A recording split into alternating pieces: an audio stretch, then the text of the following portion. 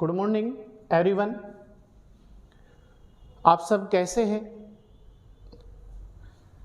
चलिए, मैं आपका अपना टीचर गुलशेर गौड़ आज फिर मैं आप लोगों के लिए एक ऐसा विषय लेकर आया हूँ क्लास में जो आप लोग परिचित होते हैं, समझते हैं, पढ़ते हैं, लिखते हैं, सब काम करते हैं, लेकिन एग्जाम में क्या होता है बैठकर कि वो चीज़ें हम भूल जाते हैं। और वो आज का हमारा ऐसा विषय है सामान्य हिंदी, और सामान्य हिंदी में भी जो हमारा टॉपिक है वो है रस। इससे पहले मैंने आप लोगों को रस की टोटल एक क्लास कराई थी। रस कितने प्रकार के होते हैं, रस किसे कहते हैं, रस का मीनिंग क्या है, ये सब चीज़ें मैंने आपको पार्ट 1 में कराई थी। आज की जो हमारी क्लास है वो है पार्ट 2। रस की पार्ट 2 पर हमारी क्लास है और हम इसे कई पार्टों में डिवाइड करके पढ़ेंगे थोड़ा थोड़ा, ताकि हम लोग इसे सही समझ सके और एग्जाम में जो भी क्वेश्चन आएगा वो हम कर सके, वो हमारे से छूटे नहीं। इस तरीके से हम पढ़ेंगे, इसे डिवाइड करके हम इसे पढ़ेंगे। तो आज के बाद मुझे पूरी उम्मीद है कि आज की क्लास के बाद आपके रस समझ में आ जाएंगे। और इससे पहले जो हमारा पार्ट 1 है वो जरूर देख लीजिएगा, क्योंकि उसमें रस के स्थायी भाव वगैरह सब कुछ लिखवा रखे हैं मैंने। तो पार्ट 1 और पार्ट 2 दोनों मिलाकर पढ़े। इसके बाद जो नेक्स्ट क्लास होगी उसे फिर आप पढ़े। तो इसी तरीके से कंटिन्यू हम रस कंप्लीट करेंगे। तो आइए देखते हैं। विषय है सामान्य हिंदी व्याकरण, ठीक है। टॉपिक है रस पार्ट 2। क्या टॉपिक है? रस पार्ट 2। क्लियर है? पहला हमारा जो रस होता है वो है श्रृंगार रस। श्रृंगार किसे कहते हैं? श्रृंगार का मतलब क्या है आम भाषा में? श्रृंगार का मतलब होता है सजना संवरना, बहुत खूबसूरत दिखना। श्रृंगार रस में दो चीजें होती है, एक तो होता है नायक और एक होती है नायक। एक होता है प्रेम, एक होता है प्रेमिका। यही श्रृंगार है, यही श्रृंगार रस है। तो प्यारे बच्चे आज के बाद भूलना मत। आइए देखते हैं। इसका जो स्थायी भाव है वो है रति या प्रेम। स्थायी भाव क्या है इसका? रति या प्रेम। किसका? श्रृंगार रस का स्थायी भाव रति या प्रेम होता है। इसे क्वेश्चन आता है एग्जाम में, किसे रसों का राजा कहा जाता है? तो श्रृंगार जो रस है इसे रसों का राजा भी कहा जाता है, रसों का राजा भी कहा जाता है।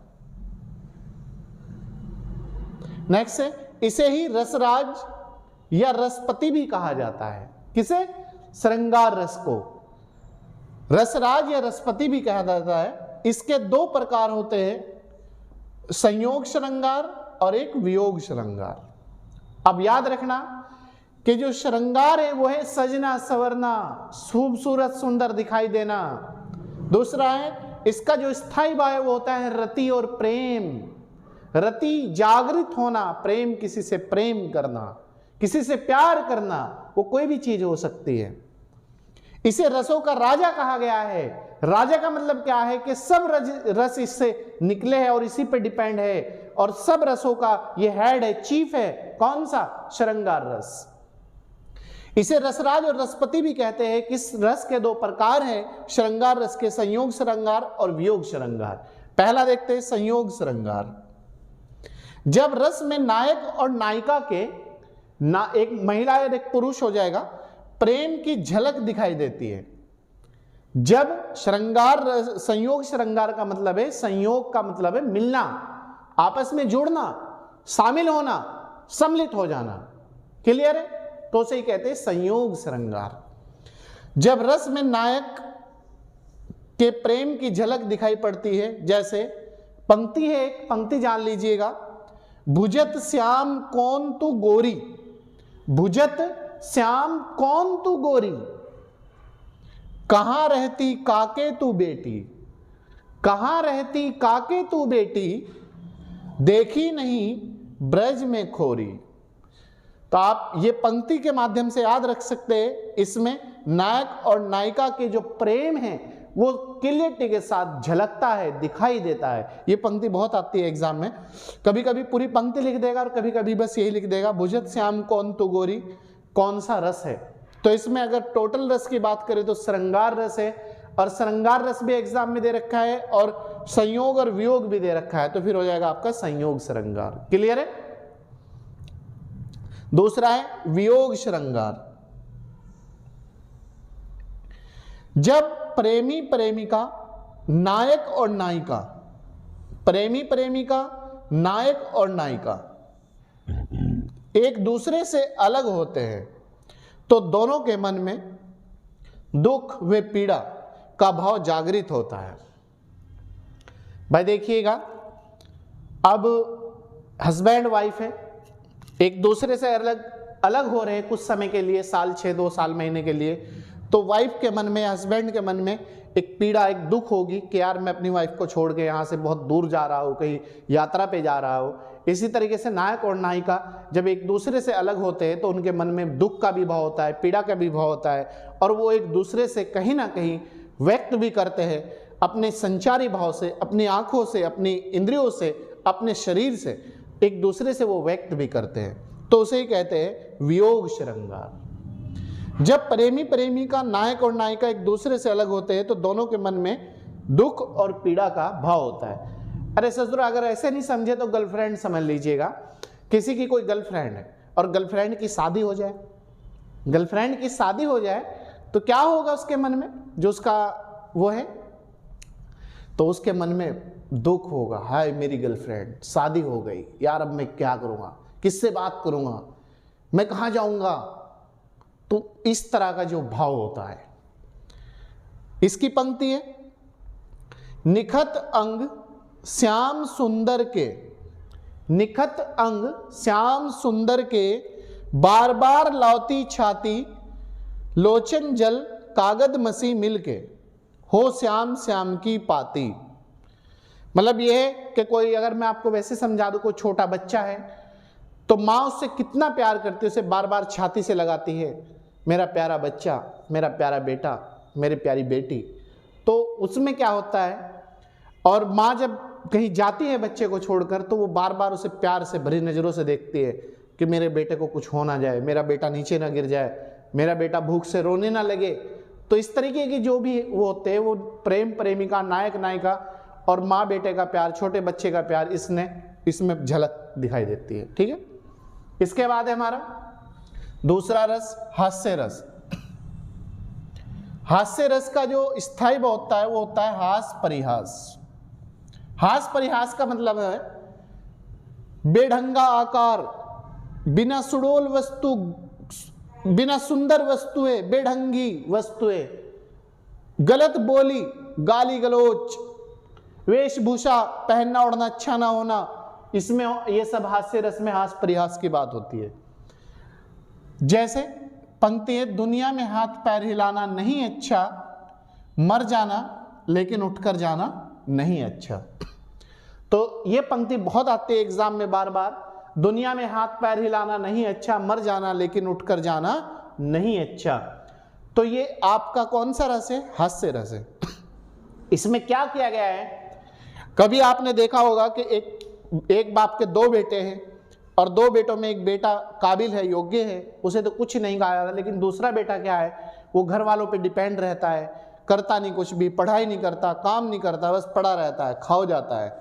तो माता पिता क्या कहते हैं या भाई बहन क्या कहते हैं, ये बाहर नहीं निकलने का, यहीं मरा रहेगा, घर में ही मरा रहेगा और घर में ही पड़ा रहेगा, ऐसा नहीं लाओ कुछ काम कर लो जाके। तो उसे कहते हैं हाथ पैर हिलाना नहीं अच्छा, मर जाना लेकिन उठकर जाना नहीं अच्छा। क्लियर है? तो याद रखना, इस तरह की जो पंक्ति है वो हास्य रस है। तीसरा रस है करुणा रस। स्थायी भाव शोक या दुख होता है, याद रखना। करुणा रस का जो स्थायी भाव है वो शोक और दुख होता है। इसमें पीड़ा और दुख की बात की जाती है। जैसे पीड़ा और दुख की बात मतलब कोई घटना घटित हो गई इस तरह की, अचानक से कोई एक्सीडेंट हो गया, कोई दुख आ गया, कोई चोट लग गई, इस तरह की बातें। हे खग मर्ग है मधुकर श्रेणी, तुमने देखी सीते मर्ग नैनी। हे खग मर्ग है मधुकर श्रेणी, तुमने देखी सीते मर्ग नैनी। सीते मतलब सांस चलते हुए। तो दुख और पीड़ा की बात हो रही है कि उसके सांस चल रहे, क्या तुमने देखा है उसे मरता हुआ। तो इस तरह की जो पंक्ति है वो आपका करुण रस देगी। करुण रस का जो स्थायी भाव है वो है दुख या शोक। क्लियर है?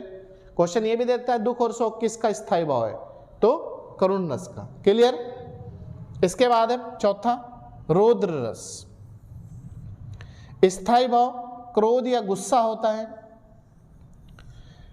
रौद्र रस का जो स्थायी भाव है वो क्रोध और गुस्सा होता है। आपने देखा होगा अगर कोई व्यक्ति हमारे लिए किसी ने गलत किया है या कोई हमारे खिलाफ गलत बोलता है या किसी ने हमारे बड़ों को कुछ गलत बोला है या कोई हमें दुख पहुंचाना चाहता है, ठीक, या कोई ऐसा व्यक्ति जिससे कभी हमारी पहले लड़ाई हुई थी और हमारे चोट आ गई थी या उसने हमें जानबूझकर नुकसान पहुंचाया हो, तो इस तरह की जितनी भी पंक्ति होगी जिनमें इस तरह का भाव होगा वो आपका रौद्र रस का उदाहरण होगा। देख लीजिएगा, जब कोई व्यक्ति अपने दुश्मन, राक्षस या दुष्ट को देखता है तो वहां गुस्सा आता है। जाहिर सी बात है गुस्सा आना है।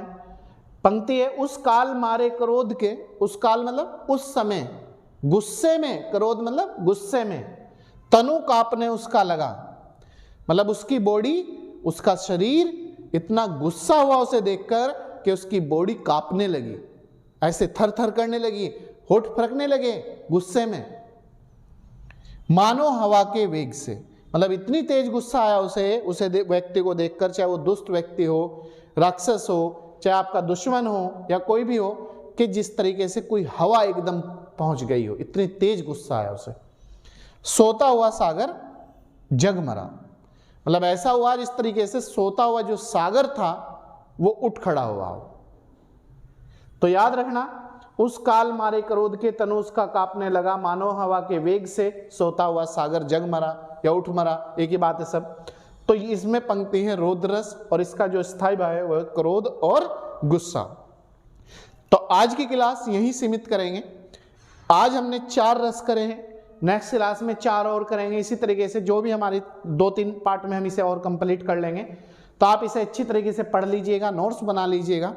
हमारी अब तक की जितनी भी क्लास है, अगर आप कहीं क्लास नहीं ले सकते, इकोनॉमिक कंडीशन से परेशान हैं या कोई भी आपकी समस्या है, तो हमने step by step complete class करा रखी है।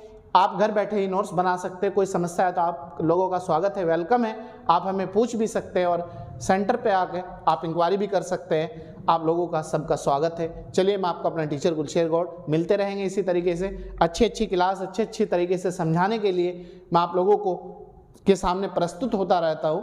तो आप लोग इस चीज़ का ज़्यादा से ज़्यादा फायदा उठाएं और विनाइस कैंपस की टीम के साथ जुड़े। अगर आप हमारे YouTube चैनल पर नए हैं तो चैनल को सब्सक्राइब कर लीजिएगा, लाइक और शेयर ज़्यादा से ज़्यादा कीजिएगा, ताकि ये वीडियो और लोगों को भी फायदा पहुंचा सके। जो बच्चे गरीब हैं, जो क्लास नहीं ले सकते, जो किसी भी कारण से दूर है हमारे से, वो हमारे तक नहीं पहुंच पाते, ताकि हमारी क्लास उन तक भी पहुंच सके। चलिए, थैंक यू।